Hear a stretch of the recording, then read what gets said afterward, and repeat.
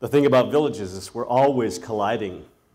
We collide with each other at work, we collide with each other at play, we collide with each other at love.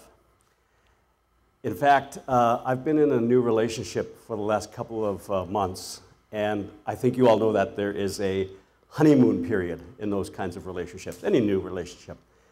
But recently, that honeymoon period started to devolve. And so I thought the thing to do was to give my partner some helpful feedback. You know, things that she could do to improve our relationship. And so that was kind of a collision. That was what I would call a lemon collision. Oh, yes, exactly like that.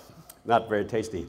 In fact, during the process of giving her feedback, I could realize the level of tension that was starting to increase. And I could sense the blood starting to boil. And both of us, not just me, but you know, her too. It's a phenomenal experience. But it was a lemon collision. And yet, we all know there are different kinds of collisions. And somehow, in the midst of that, she threw in an avocado. Now, I'm not quite sure what she did, but what happened was the collision started to taste more like an apple. One hell of a lot better. That's the fascinating thing about collisions. They can either taste like lemons, or they can taste like apples.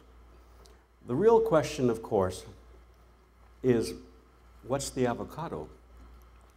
Now, the question of what's the avocado is one that I've been seriously entertaining for the last 25 years or so. And I think that every one of you has had the experience of being in the midst of a collision that starts out as a lemon and ends up as an apple. And you know that somewhere in there, somebody throws in an avocado. But that's the real question, is what's the avocado that works for us? That's the question that I'd like to answer if you vote me in and I come back. Thanks.